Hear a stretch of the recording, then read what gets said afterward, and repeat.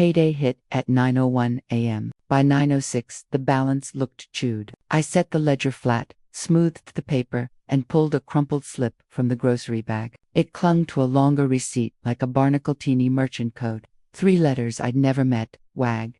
I circled them with a dull pencil, the color of common sense. Shaking out his coat for lint, a second slip fluttered down, same code, same date, same vanishing act. I pinned both to the corkboard and followed the numbers to the edge of town, where a strip mall window wore 3 truths in vinyl: tax prep, check cashing, wire. Inside, glass hummed and a counterbell wished to be rung. The clerk looked up, recognized our surname before I spoke, and straightened a drawer that didn't need straightening. My rule rode with me: no signing after dark, no money without names. I laid the slip on the counter, palm steady, voice steadier, and waited for the math to look back. The bell rang softly when I nudged it, a small announcement that the trail had reached its witness. I put the receipt on the counter and said, "Tell me where my name goes when my money leaves. Asterisk, asterisk, sweetheart, pull your chair close. Tonight we're talking about paychecks that disappear, receipts that whisper, and a grandmother who walked the whole route. We're going to keep it plain and AmericanFairDealing.com voices. Paper you can hold. If stories like this steady you, tap subscribe and stay for Sunday at dusk. If you believe families deserve truth in full sentences, press like so this porch light reaches another home. I'm not here to shame anyone. I'm here to set a table, dignity, receipts, compassion, without surrender. You'll hear how a merchant code opened a door, how daylight turned hurry into witnesses, and how money learned to travel with its real name. We'll move slow enough to hear every clause breathe and firm enough to keep our names intact. Before you judge him or me, need to know what payday once meant in our house. Stay with me until the end. Asterisk, asterisk, payday starts before the sun clears the limp. I tilt the lamp a finger's width and let the table turn to honey. Ledger open to a clean page. Coffee thermos where the light is kind. 4 envelopes fanned like a small choir. Groceries, tithe, bus pass, someday jar. I learned long ago that money behaves better when it's given jobs and witnesses. I write the date as if the numbers were fence posts. Then I wait for the ping dot at 9:01 a.m. The deposit lands like a promised train on time. Right track. I print the stub because paper remembers on days when people don't. While the ink is still warm, another line appears. Same Manita, polite thief in church clothes. ACH, WAG, convenience. The balance shivers, then settles lower than it should. Like a bowl set down on an uneven board, I breathe slow and count backward the way nurses taught me when storms came through our house. 4, 3, 2. The ledger keeps still under my hand. I write the amount that left with the same neatness I use for blessings. Dignity does not shout when arithmetic misbehaves. I tuck groceries with its cash to the left, tithe to the right. Bus pass clipped to the calendar where it can't pretend it forgot the first of the month. Someday jar gets a folded bill, thin as a wish but honest. The printer coughs out another stub. I staple it to the first. Pairs travel safer. In the shopping bag from last night, a stray slip clings to the long receipt like a child who doesn't want to let go. I peel it free. Merchant code. Timestamp. 3 letters I don't know. Wagon. A word that thinks it's doing me a favor. Convenience. My pencil draws a soft circle, so my eye will come back to it later. Puzzles, love circles. On the corkboard by the pantry, I pin the odd receipt where the lamp can touch it. The cork holds secrets better than people do. I stand still long enough to hear the refrigerator change keys. Houses perform their own small concerts when you stop performing yours. The phone lights up with a cheerful email. Deposit confirmed. No mention of the sweep that followed like a shadow, with good posture. By 10. The bus has sighed 3 times past our corner. Neighbors drag trash cans, wave. Forget the wave halfway down the driveway because mornings are full of harmless ambitions. I make a sandwich for later, and write call bank ask about WAG on the envelope that holds talk. I can't have while I'm hungry. I put the talk away. Hunger makes poor policy. At 11:30 a.m., I walk to the branch for unrelated chores and related peace. I like the lemon in their air and the clock that has never lied to me. I don't ask the new clerk about WAG because I have learned to gather, not accuse, just my statements. Dear, I say, and the printer behind her sings a song about Tuesdays. On the way out, I pass a flyer with the words, "We make it easy," and wonder who we is today and what price easy charges at the door. Back home, I line up the envelopes to rehearse our month. Groceries gets counted twice. Not because I don't trust myself, but because beans and milk expect me to act like I've met them before. Tithe, I fold like gratitude. Bus pass money slides into its sleeve with a satisfying hush. And the someday jar, I tap with a fingernail so it knows it's loved even when it looks small. The screen glows in the corner. Another notification. Low balance threshold met. I do not allow my blood to answer that alarm. I set my palm on the ledger until my pulse remembers its lane. Then I write a rule at the top of the page, same as I do every month, same pencil, same steadiness, no signing after dark, no moving money after dark. Night has a way of speaking in italics. I prefer block letters. I wash the mug, leave it to dry on the towel that smells like starch and patience, and look once more at the corkboard. Wag sits there like a word waiting to learn its manners. I nod at it the way you nod at a dog that will heal tomorrow. The house settles, and so do I. That rule kept the lights on, and one day it lit the trail. Where I come from, payday wore an apron. The church basement smelled like coffee and floor wax, and somebody always put out a plate of cookies shaped like good intentions. Men in work shirts folded raffle tickets to raise money for a neighbor's new roof. Women counted the cash in a cigar box and wrote numbers in a school ledger with a sharp pencil from the bingo table. Pay it, then praise it, my mother said. Order first, hallelujah second. Granddad ran an envelope system like a country orchestra. Groceries, heat, church, shoes, left for luck. On Friday nights he spread the envelopes on the kitchen oilcloth and let us watch the bills travel into their proper towns. He never let one slip cross a border without a witness. Money is a traveler, he told me, and travelers need a map. The Union Hall taught me that fairness is not a tone of voice, it's a list with names spelled right. I learned to print my name so straight a ruler could take lessons from it. Mama kept a cigar box on top of the fridge, with receipts written in blue nail polish. When the lid stuck, she tapped it twice and said, "Memory with edges." We didn't keep secrets where we kept sugar. He appeared in those years with a pocketful of screws and a schedule that meant it. Quiet young man, decent boots, laugh that didn't borrow the room. He walked me home after the late shift, cutting across the parking lot where the light pole leaned like a chaperone. He held doors without auditioning for a medal. When he bought a bolt at the hardware counter, he kept the receipt and folded it exactly in half, then in half again, like a prayer you intend to carry. We learned merchant codes the way other couples learned constellations. On Sunday afternoons he'd hold a receipt up to the porch light and ask, "What's MCC 5411? And I'd answer grocery stores. Then we'd laugh like we'd gotten away with something righteous. When a code didn't match the story, we circled it. Not to accuse, to understand. We called it marriage math. And it was as romantic as a well-set nail.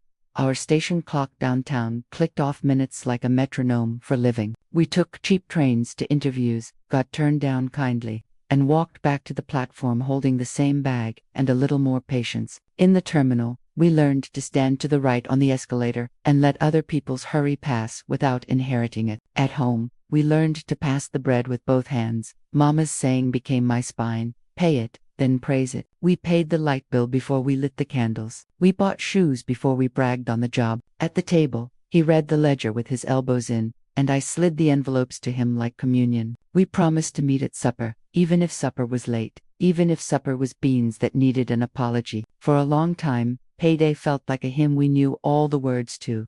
Time has a way of teaching a second verse. Overtime arrived. So did little emergencies that introduced themselves as just for now. Schedules stretched like taffy. The station clock kept the beat. We practiced keeping each other. We were good at it, until the month began arriving in the account without bringing him home on time, and the envelope labeled bus pass learned to wait with its coat on. We promised to meet at supper until payday started arriving without him. We married in a week, shaped like a receipt, thin, necessary, full of small proof, rings modest as washers, cake from the church lady who measures sugar by the sound it makes. Our first place had a window that clicked in the wind and a floor that forgave our dancing. The table did to jobs altar and desk. We blessed stew on top and sorted bills beneath, careful not to confuse gratitude with arithmetic, asterisk, asterisk. The baby came, with fists like punctuation. We slept in 15-minute paragraphs and learned to cook with one hand. Pay stubs curled on the radiator. The ledger lived open, a book that never finished but always told the truth. On Fridays he'd say, "I'll cash it later," and later kept meaning after this, after that. They take less if I go across town, he'd add, like a weatherman, announcing a break in the humidity. It's just a bridge. The first convenience fee looked small, like a pebble in a shoe you assure yourself you can walk off. The second pebble chose the same shoe. By the fifth, I could hear the rhythm of it in the stairs. Receipts changed color. Merchant codes learned a new three-letter song I didn't recognize. The deposit would land with its tidy 901, and by 906 a sweep would bow and make itself at home. I kept my voice warm because our child would remember its temperature. I kept my pencil sharp because math would remember its edge. Let's put names on every dollar, I said, sliding the envelopes back into their neighborhoods. Let's not make Knight the boss. He kissed the baby, kissed me, and said yes the way people say yes to weather. But Knight likes the sound of its own advice. A late shift here, a quick stop there. I found a slip in his coat pocket merchant code I could not place and circled it without making a speech. I set it on the corkboard like a missing button waiting to be sewn. On a Tuesday, I wrote the rule where my hands could touch it. No mystery money. No night decisions. Names on every dollar. I taped it inside my ribs with the kind of tape you don't buy in stores. If news couldn't stand to be seen, it could wait. If a receipt couldn't say who it was, it didn't get invited to supper. He came home later, calling it hustle. I set a bowl in the oven, calling it hope. Sometimes hope feeds you. Sometimes it just keeps the chair warm. The baby learned to clap when the door opened. I learned to clap when the math balanced, because both are a kind of arrival. The table held, the lamp held, my jaw held, but gently, because love cannot live in a locked room. We kept going, because most people do. And then, a month came that didn't blink when I looked at it, and the fee did not blush when I wrote it down. And my patience picked up its coat. The first fee taught me mercy. The second taught me math. Payday landed with its usual punctuality 901 and my ledger smiled. The small smile numbers make when they behave. By 906, the balance looked like someone had taken a neat bite. I printed the stub, then the second one, and held them up to the lamp as if light could translate. Same minute sweep, same memo, ACH, WEG, convenience. I pulled last week's grocery bag from the hook and shook out a tangle of paper. 2 odd slips, Felsum code, WAG, and a line I had not seen before. Assignment on file. Assignments are for homework. Money needs names. The voicemail blinked on my phone like it had dressed for company. This is a courtesy call. Your standing wage allocation is continuing. No action needed. No action needed is what people say when they're counting on your silence to do the heavy lifting. Then HR chimed in. Too polite to be innocent. We have your signed authorization on file. Please reply only if you wish to change the amount. I smiled at the screen the way you smile at a toddler with your keys kind firm. I hadn't signed a thing. I put on my shoes like a person taking ownership of her feet and followed the receipts to a strip mall window where the words tax prep check cashing wire leaned on the glass like they were tired of being true. Inside, fluorescent light did what it always does, pretend to be daylight without having earned it. A clerk looked up from a counter, so wiped it squeaked. She saw my face, then my hands, then the slips. Her mouth formed our surname before I introduced it. Recognition is its own weather. I'd like to understand this code, I said, placing the receipts on the counter with the careful respect I reserve for casseroles and subpoenas. She glanced over my shoulder, then back at a locked drawer by her knee. Her hand hovered near it, then returned to the register, tapping a button that didn't need tapping. Is the authorization here? I asked softly, as if the drawer could hear truth if I kept my voice reasonable. She swallowed. We don't release documents without a request through the system. I am a system, I said, but with a smile so she could stay human. She mentioned a manager. I mentioned a printout. We both mentioned policy like it was a cousin who overstayed. The drawer sat still, heavy with the paper that had learned my name without asking me for it. I could feel it pages clipped ink that had never met my hand, the shape of a signature practicing an impression. I wrote a note in my ledger with a line that did not shake. Get copy of authorization, confirm origin, confirm path. Then, I quoted my house rule for anyone who might be listening. No signing after dark, no moving money after dark. The clerk nodded as if she, too, had learned something the hard way. I left with a number for a manager who would be in tomorrow and a promise I had no intention of keeping, to wait quietly. Outside, a bus sighed like a witness who wants to say more. I held the receipts to the light. The code did not blink. The drawer did not open. The drawer held the signature I was supposed to own. News in our family travels faster than any bus. By evening, my inbox and my ears had both filled with cousins who moonlight as guidance counselors. Let it go's helping someone. Be reasonable. It's just family. One even used the phrase, "We've always done it this way," which is what people say when they don't want to look at the bill. Bank called me with a voice that sounded like a smile made of laminate. "Good news. We can auto-renew your assignment. No need to come in every month." I lifted the receiver like a teacup and sipped my sentence slowly. No automation without documentation. No night moves. She tried a softer angle. "This just reduces hassle." "Hassle is the sound accountability makes when it meets a schedule," I said, and wrote full paper trail on a sticky note like a grocery item. Original authorization, renewals, merchant IDs, ACH path from payroll to the strip mall and back again. I emailed the branch manager with a list that didn't apologize for being exact. "Please prepare 1 copy of the original authorization with my signature, 2 dates of any renewals, 3 forms of notice used, for merchant IDs and routing numbers, 5 internal memos referencing standing wage allocation, ICCDHR, who had my signature, and BCCD, the pastor who holds quiet like a tool." I pressed send and felt the house nod. Family kept ringing. "You're making a fuss," one said, arriving with a casserole like a bribe. I let the dish in and left the advice at the door. "A fuss is noise without receipts," I said gently. "I'm requesting memory with edges." She blinked at the corkboard wag, circled twice and tried another hymn. "You used to be more flexible." "I used to be more tired," I answered, and we both heard the hinge set right at the table. I laid out 2 envelopes, bills and mystery, like 2 roads on a map. The bills envelope got stamps and dignity. The mystery envelope got a paperclip and a prayer, and then went back in the drawer. "This table is not a courtroom," I told the wood, which has carried more arguments than some courthouses. "It's a place where food gets blessed and paper learns to tell the truth." The phone lit up again with an offer to explain everything tonight. Night loves to audition for authority. I turned the phone face down and lifted my rules where my hands could touch them. No automation without documentation. No night moves. Daylight decides. I copied them onto an index card and slid it under the salt shaker so the rule could season the room. Before bed, I wrote, "Tomorrow's plan," in the margin of the ledger. Branch manager, H original doc, strip mall manager, ask for, origin, path, policy. I sharpened my pencil to a tidy point because sharp is not the same as mean. Then I rinsed the casserole spoon and set it on the towel to dry. A small domestic declaration that ordinary still has jurisdiction here.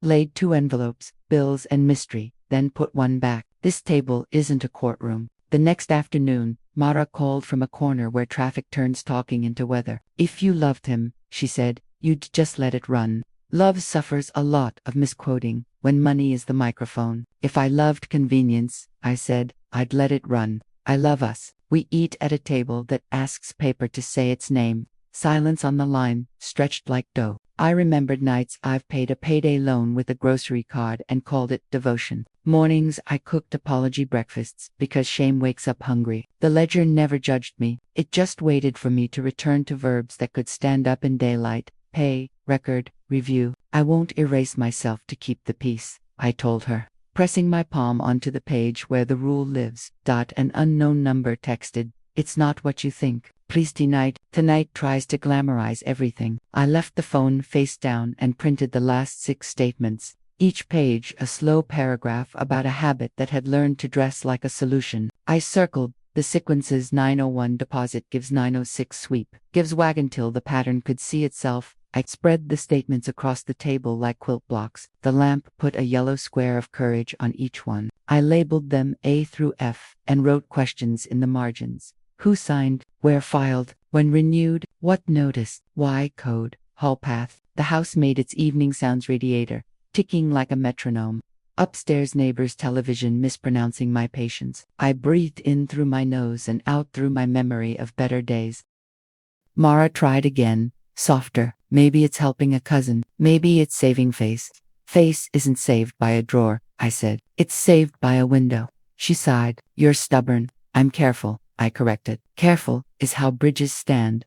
I stapled each statement to its stub like a parent fixes mittens to a coat sleeve. I wrote copies for witnesses on a post-it and set it aside for the pastor and the clerk. Who knows where the extra staples live? I placed the receipts on top, the little wag squares peeking out like guilty corners. Then the headlights skimmed my wall, slow and deliberate, the way a person drives when they're choosing between ringing the bell and ringing the alarm. I turned the porch light on, not as an invitation but as a boundary that glows. The car idled, the phone hummed against the table like a nervous animal. I flipped it face down again, and put my hand on the ledger until both of us remembered who we are. I set the printouts down, then headlights slid across my wall. He didn't bother with hello, just crossed my threshold wearing urgency like a badge. Fees go up if we miss the window, he said, laying withdrawal slips on my table, as if I were a notary public and a grandmother in the same skin. Just sign keep it flowing, T, I asked, because hospitality is not the same as surrender. He waved it off and reached for my ledger, fingers quicksailed. My hand met the cover firstflat.com. Legal, this book travels in daylight, I said, and never without witnesses. He laughed, low and practiced. Don't make this bigger than it is. I'm making it as big as it actually is, I said, turning the slips so the lamp could read them. The memo line wore assignment like a forged smile. Whose assignment? I asked. It's for us, he said, and that word has never loved precision. The usual help. He stacked words like sandbags, fees, deadlines, reputation, family. People will talk, he warned. They already are. I stood, walked to the porch, and flipped the light. Warm yellow spilled in, honest and unafraid. Then let them see, I said. Truth doesn't mind illumination. He tried a new angle, pity laced with prophecy. He's under pressure. You know how it is. I do, I said. And pressure is exactly why we slow the train, not jump on the tracks. I slid the slips back toward him with 2 fingers, the same way you return a wallet someone tried to lose in your purse. He reached for the ledger again, faster, as if speed could cosign. I set my other hand on top and felt my mother's sentence rise through my bones. Pay it, then praise it. Pay it, then praise it. I repeated out loud, so the house could hear and remember the meter. We pay in daylight. We praise what can stand in light. He deflated by inches, coat still on, hat still clenched. You're going to make this hard. I'm going to make this right, I answered. There's a difference. I pointed to the chair by the window. Sit if you want to help me write down the questions we'll ask tomorrow, or take those slips back to the car. The car idled, a second opinion in the driveway. He gathered the papers, each movement an argument, learning to pack itself. At the door he turned for one last throw. You know, people will think you don't care. I smiled without showing teeth. They'll be wrong in daylight. The latch clicked. The engine backed away from my curb and its own certainty. The house exhaled. I smoothed the ledger's cover like a tablecloth before Sunday supper and set my rules where my eyes could find them with a reach. Daylight, witnesses, copies, corrected notes. Then I turned the porch light off and left the kitchen light on. Boundaries are a choreography. He reached for the ledger. I reached for the switch light chose for us. Morning brought email like weather warnings. 48 hours to remit, bold, red, all caps, the typography of panic. Failure to remit may trigger collections. Collections are a chorus that likes to sing at your door. I poured coffee and listened to the kettle settle into its own heartbeat. A new message, HR with a subject line that wore a shrug. This is standard, it read. Most employees find it convenient. Convenient is a word that fails inspection at the border. The group chat's bloom screenshots size someone typing SMH like a spell against accountability. I put the phone face down and wrote my verbs for the day on an index card. Delay, request, assemble, witness, correct, route, cleanly apologize, publish. I taped the card inside the ledger where stubbornness could read it as often as it liked. Then, I called and booked a slot at Legal Aid. I need to understand wage assignments versus court-ordered garnishment, I said. The woman on the line exhaled like someone grateful for a question that brings light. Come at 2, she said. Bring everything. Everything was already in a folder. Alphabetized like a prayer. I emailed the branch manager. Daylight meeting, neutral room, blinds up. Please assemble full documentation and have a copier ready. I copied HR and requested the original authorization they believed they had. I requested merchant IDs, routing numbers, renewal notices, staff comments, internal policies. I copied the pastor and the clerk, then closed my laptop as if it were a door I knew how to lock. before lunch. A message arrived from the strip mall manager. We can accommodate you this evening at 7:30. Night was trying to schedule itself. I replied with 2 words that have saved more than money. Tomorrow, daylight. I proposed a joint session. Bank manager, HR, lender rep, me witnesses present, copier warmed, cookies optional but recommended. At legal aid, the counselor drew 2 columns on a paper place. Garnishment, she wrote on one side, has a court order, limits, notices, rights. Wage assignment, she wrote on the other, is private, often revocable, often messy. It can look official when it isn't. She handed me a template. Revocation of wage assignment, clear lawful, signed by the person whose paycheck had been practicing escape artistry. Mail it certified, she said. Email it to, and get HR to honor it. I walked home steadier than I had any right to feel, and wrote the revocation in my neatest script. The pen behaved as if happy to be included. I made 3 copies, and addressed 3 envelopes. The radiator ticked its approval. The porch light waited for its cue. Evening tried to perform urgency again. The phone hummed with last chance, and avoid penalties, and family reputation. I rinsed my mug, set 1 bowl, and ate the soup I had planned to eat before anyone else assigned it a purpose. I looked at the corkboard wag circled patient hand at the folder, heavy with proof, ready to be seen naked. If I had signed tonight, it would have been neat. It also would have been wrong. Waiting is a kind of work. It has never missed a shift at my house. If I wait, they'll call me cruel. If I don't, I'll call myself something worse. Conference rooms tried to look honest with glass. I chose the chair where morning would land on the paper first. The pastor sat to my left, hat on the credenza, hands open as if to catch any falling truth. The clerk unpacked a notebook, uncapped a pen, and dated the top corner like a lighthouse stamps the tide. The bank manager brought a stack thick enough to slouch. We read aloud, because words stand straighter when they have to walk around a room. Telelogs, ACH paths, memo histories, then the page that mattered. Not a court garnishment, no judge, no docket, no limits. This was a private wage assignment signed years back at a strip mall lender. On the same week a medical crisis emptied our hourglass. Renewals, stitched not by a person's mouth but by email fine print and the rude grammar of inferred consent. The clauses were dressed to look helpful. One waived oversight for efficiency. One forfeited appeal if payments continued without objection. Another allowed assignment to affiliated processors.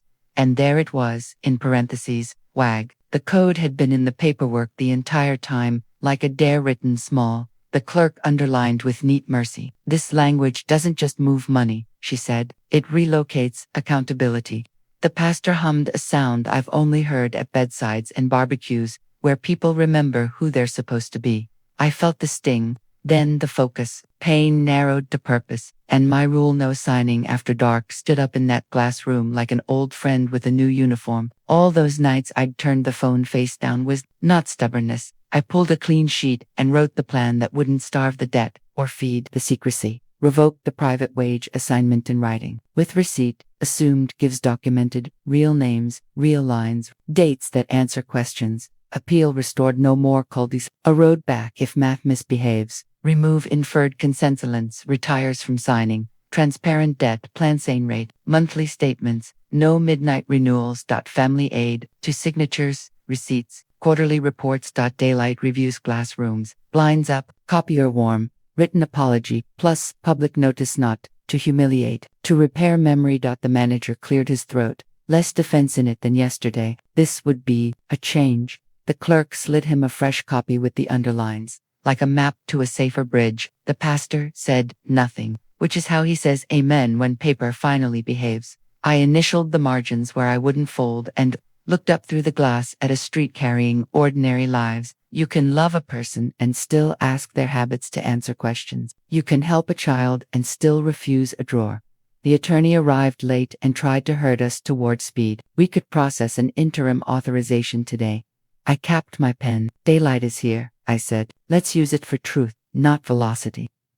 He gestured at the clause bouquet. Urgency is appropriate.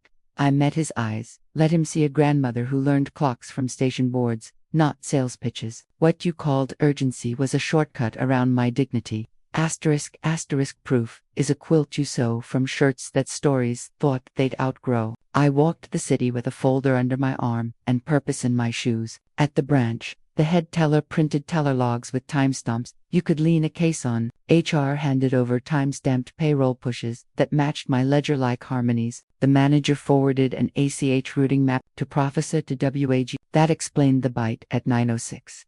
Pulled email threads from archives, lines evolving from temporary help to standing allocation with no counsel. Meeting in between, legal aid helped me request ATM camera stills, not because they were dramatic, but because a still photo admits whether a body was present when a policy pretended it was dotted home. I emptied the bread tin and found the pencil line my late spouse wrote after a hard season. Slow is not refusal. Slow is repair. I copied it to the folder's first page where my hand would pass over it before any signature. My breath remembered its rhythm. Allies cost courage. The clerk agreed to witness and keep her copy where heat couldn't reach it. The teller risked a stare from upstairs by printing internal memos with her name intact. The pastor cleared his midweek to occupy a chair and say nothing loudly. Mara baked cookies and, more important, sat without drafting my sentences for me.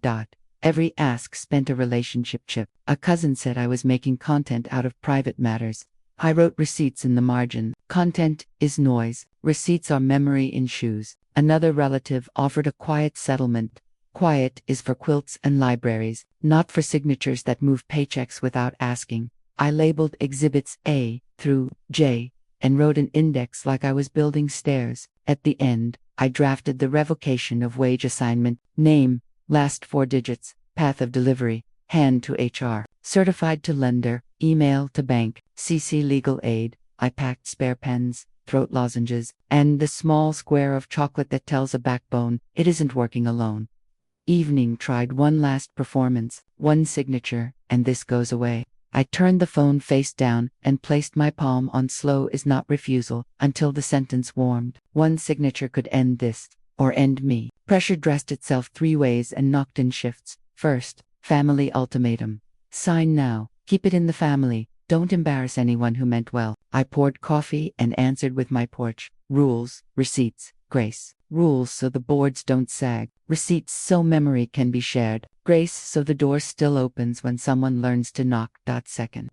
The lowball quiet deal numbers arranged like hotel corners. Neat, inviting, designed to be undone in the dark. We'll call it even, they said. Even isn't a feeling. It's a ledger that can stand up in public. I slid the offer back under the door of its own making. Third, rumor threads. She hates helping. She's hard. She's making content. I set my phone face down and took my folder to the diner where Chrome forgives no fingerprints. Corner booth, coffee that never gives up, a waitress who can look at paper without turning it into theater. I spread the plan, rules, receipts, grace. I flagged clauses, smoothed edges, practiced reading slow like a skill. Legal aid texted, confirmed private wage assignments are revocable in writing. Employer must honor. I wrote it in block letters on an index card and tucked it behind the agenda like a spine. Across the room, a relative watched me not hide. Sometimes the only sermon you get to preach is posture. Mara arrived with cookies and eyes that had retired the word stubborn. You're careful, she said. Careful is how bridges stand, I answered. And the waitress refilled our cups like an amen. I scheduled the joint meeting. HR, lender rep, bank manager, witnesses, copier warmed, blinds up, I added, as if light were a participant who needed an invitation. Evening brought one more gust of theater. I buttoned my coat, squared the folder, and walked home slower than urgency prefers. If they show, they'll show. If they won't sit with grace, I know where to take my hunger. If they won't sit with grace, I'll sit with God. 3A.M. is a thin hallway where all the doors are honest. The refrigerator hums like an old hymn. The clock gestures without insisting. And the house sits with me the way friends do when they've learned not to comment. I tilt the lamp a finger's width. The table warms to honey. I set the folder in the center, as if it were bread. No flourishes tonight. I choose the blunt pen, the one that writes like a carpenter. On a clean page I print the terms that will keep us whole, square, and level. 1 per line. Revoke wage assignment. Convert to transparent payment plan. Cap fees. Quarterly statements. To signature family trust. Written apology. Public correction. The radiator ticks like courage counting itself. I read each line aloud, slow enough for the wood to learn it. Revoke because permission that never met me cannot keep wearing my name. Convert because debt shouldn't need disguises. Cap because help that bleeds you is harm. Quarterly because truth needs appointments. 2 signatures so generosity has guardrails. Apology not to humilia, to mark the turn. Public so rumor has to find a different job. I draw small braces beneath the big beams, subclauses, like joists under a floor. Assumed gives documented. Appeal restored. No midnight renewals. Blinds up. Copiers, warm. Names spelled right. I box daylight and shade the box until the square looks like a window. I place my palm on the word and breathe the nurse's count. I learned during those years when storms monitored our lungs. In for, hold for, out for. The page stops fluttering. My pulse remembers its lane.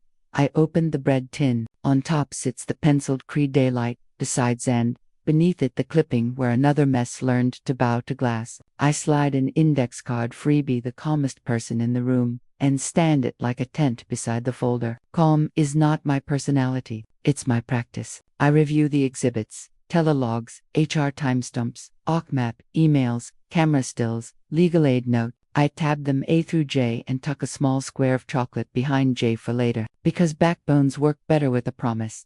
The house summons old visitors.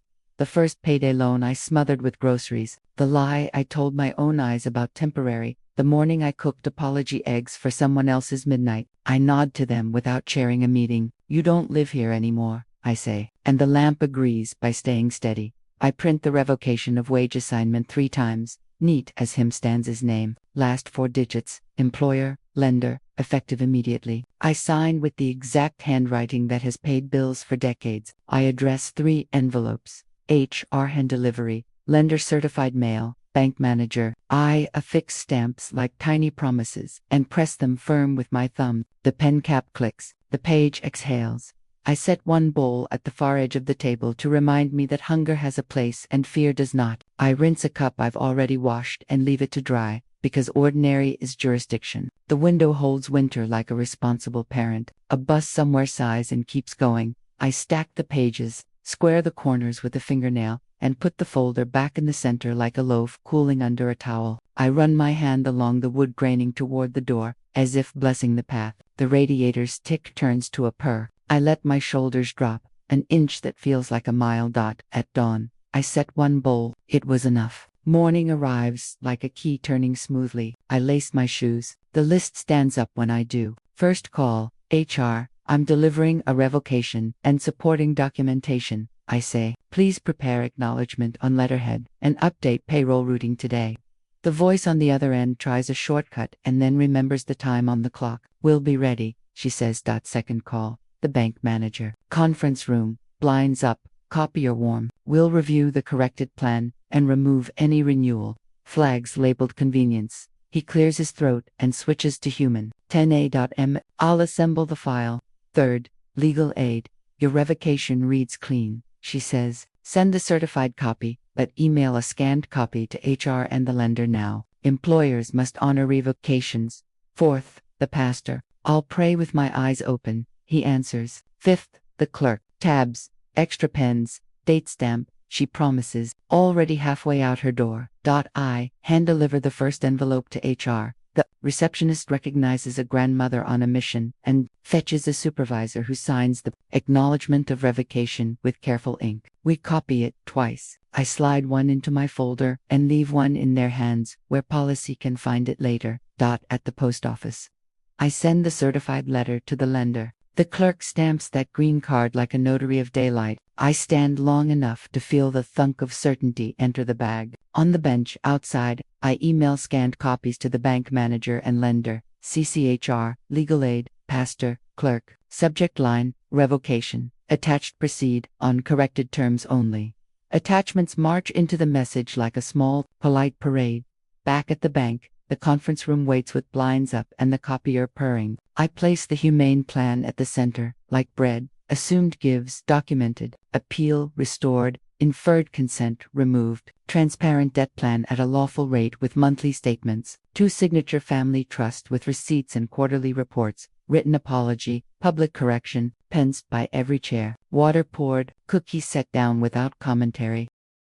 They try one more line at the doorway, the kind that has bullied too many mornings, today or never. I straighten the page so the margin breathes and look up so my spine can speak.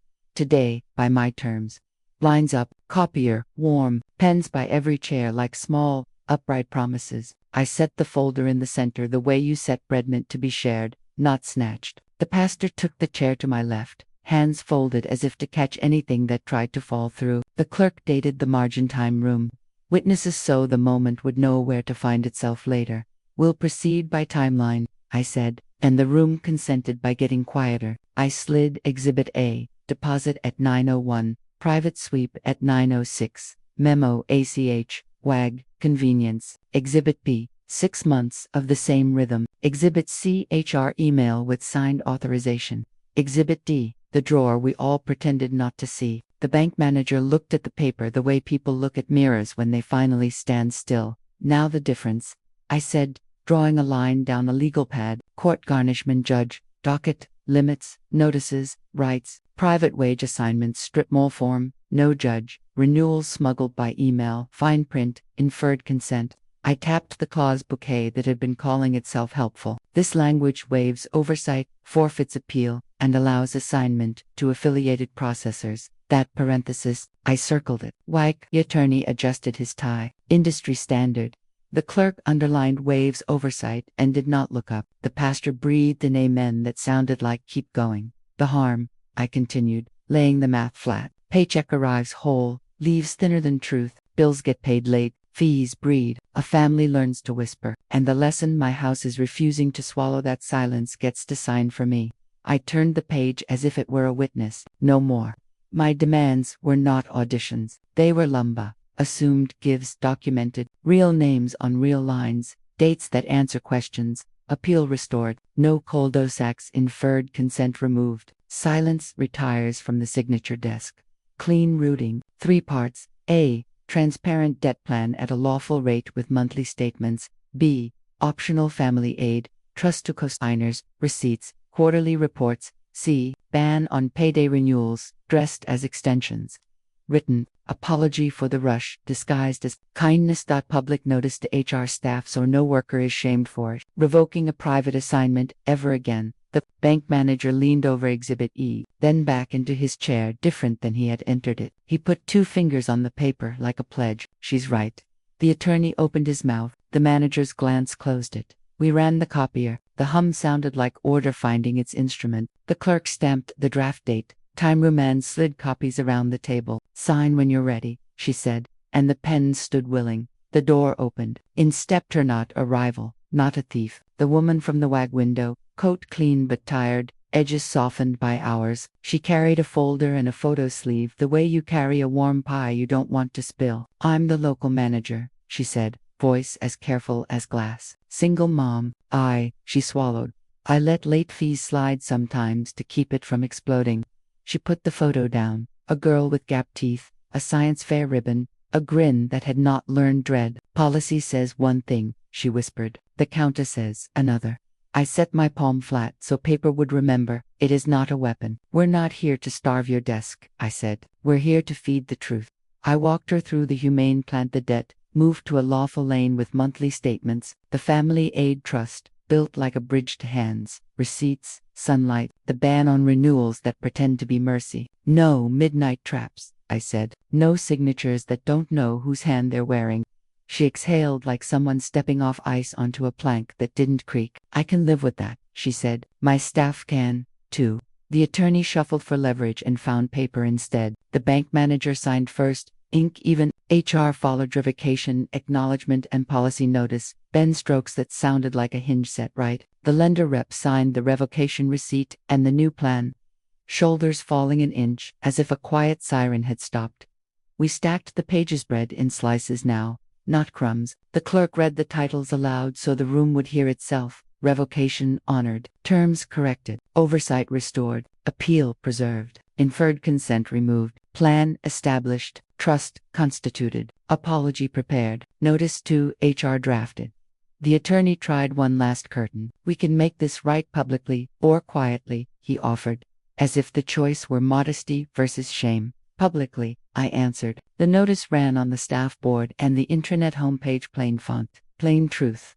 Employees may revoke private wage assignments in writing. HR will honor revocations immediately. The bank flagged the predatory codes. A teller slid me a brochure I didn't have to read because the new policy had learned to speak out loud. We can move you to a no-fee account by Friday, the manager said, this time sounding like a person, not a script. Funds began to land intact. The debt plan lawful rate, monthly statement, pulled from the new family aid trust, only when 2 signatures agreed, and receipts kept the memory honest. The first quarter ended with a folder that didn't blush when opened. The child behind one part of this story got braces scheduled. The woman behind the window got to stop breaking small rules, to survive big ones. At home, small repairs made their sermon. The loose porch stair got a proper tread rise and run squared with a level that had been waiting its whole life to be used. I set red-tipped tulips in a jar, and the house inhaled like lungs after rain. At the library, I signed a check for light. The librarian pointed up a week later, beaming under bulbs that finally reached the corners. Family conversations thawed in the order they needed to. One relative apologized without trying to invoice me for forgiveness. Another stayed quiet long enough to be useful. HR stopped saying standard and started saying rights. The bank teller who'd printed my proof learned to call me by my name the way a friend would. No extra sit, no missed letters. We held the first quarterly review at a table with water, pens, and cookies that didn't have a job beyond being kind. The clerk checked boxes. The pastor wrote witness where it belongs. The lender rep arrived with eyes that had slept. The plan read clean in daylight, the only language I trust. No one needed to talk loudly. Back in my kitchen, I sat one place most nights, and 2 when the day had earned it. The phone slept face down after supper and woke up as mail, not a master. I taped the policy notice beside daylight decides in the bread tin and let them live there like neighbors who waved, not gossip.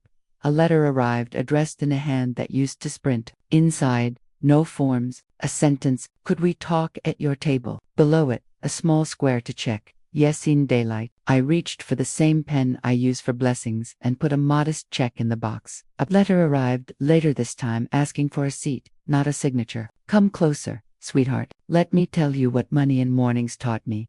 A boundary is a promise you keep to yourself in public. It is not a wall against love. It is a doorframe. Doors invite, frames keep the house standing. Write your frame where your hands can touch it. No decisions after dark. Read it twice. Blinds up. Witnesses seated. Copies carried out. When a room leans, touch the wood. Grace without a frame melts. With a frame, it nourishes. Grace tells the truth, fixes the board, and keeps a chair ready for whoever returns in daylight willing to use it. Mercy that hides becomes a habit. Mercy that stands up becomes a culture. Patience is not passivity. It is the slow courage to gather receipts, underline verbs, and sit in glass rooms until language behaves. It's legal aid at 2, the copier at 10, and your breath remembering its count. It can feel small while you're doing it. Then you look up and realize the roof stayed on because you would not sign in a storm. Help belongs in daylight. If someone needs aid, route it cleanly to signatures, receipts, quarterly statements, a trust that treats tomorrow as a participant. If a policy claims your name, ask to see its handwriting. If a system calls secrecy efficiency, lend it your dictionary. My flavor of Americanness sounds like HR that listens, clerks who print truth, managers who can learn the sentence she's right, neighbors who witness without auditioning for a medal, pastors who pray with their eyes open, and librarians who change the bulbs. It's not fancy, it's fair. When night performs urgency, turn your phone face down and invite morning to testify. If the thing is true, it will be truer at 9. If it is decent, it will not mind a window. If you must stand alone, stand at your own table. People who know you will recognize you there. Tell me in the comments, where did you learn to wait with courage? What sentence are you tucking into your wallet? Who sits beside you when you read the fine print? If this gave your hands more steadiness, subscribe, share it with a friend who keeps mistaking kindness for surrender, and come back Sunday at dusk. I'll set 1 cup or 2 as wisdom requires. There's one more story this table could tell. If you'll sit with me next Sunday. Asterisk asterisk. By Sunday, the comments changed their weather. The first wave had teeth. This one had hands. I spoke too soon. A neighbor wrote, "Thank you for teaching pause." The church bulletin tucked my name between potluck and him. Practice persistence with grace plain type. Big relief. HR posted a staff memo. You may revoke private wage assignments. HR will honor revocations in writing. And 3. Quiet thank yous arrived in my inbox before lunch. At the corner store, the cashier slid a folded note under my receipt. Proud of you. Ma'am then rang up the next customer. Like nothing holy had happened. Rumor threads cooled away, steam slips off a winter platform. Visible, then gone. A cousin who once called me stubborn typed. She waited. Daylight told the truth, and for once the hearts landed softly instead of hard. The bank manager lifted 2 fingers from his steering wheel when we passed on Main, a quiet salute to a lesson learned. At work, one coworker watched the policy notice, printed my revocation template, and walked it to HR with her head high. I thought I had to live like this, she whispered later. I didn't. I clipped the memo and set it in the bread tin beside Daylight Decides. I rested my palm on the lid so the house could feel my thanks. Word traveled farther than I set the table for. Evening forgave the day. I tilted the lamp a finger's width and let the room go gold. I set one bowl on the table and breathed. The seconds stayed patient, in the cupboard, fallible by choice, not demand. The window held a square of blue dusk. The porch light clicked on like a rule that knows its job. The ledger showed a whole deposit at last. Numbers standing like soldiers who'd learned their names again. I rinsed a spoon, left it drying on a towel that smells faintly of starch and Sunday shirts. The phone slept face down until morning. If anyone needs my hurry, they can ask the light first. I opened the bread tin apology on letterhead, staff memo, the index card that says be the calmest person in the room, then put them back where patients can find them. Somewhere a bus side past our block. A small promise that roots still make sense. I sat at the table and let gratitude choose the pace. We made a habit out of Daylight. We taught money its true last name. Tomorrow will bring prices and errands and the ordinary holiness of supper. For now, the house is steady, and my name is not on loan. Next, I'll tell you about the bus ticket folded inside an old pay-sto band the road it almost bought. Asterisk, asterisk, if this steadied your hands, subscribe, like, and share it with someone who keeps mistaking kindness for surrender. I'm here every Sunday at dusk with another grandmother, story plain, American, and grateful to Daylight. Next time, a pay stub, a bus ticket, and a hard lesson about warning money versus welcome money. Bring your chair, your patience, and your own brave rule. If this gave you courage, come back at dusk. Subscribe next story at dusk. Thank you. Be good to your neighbors. Porch lights on. Soft music holds faith.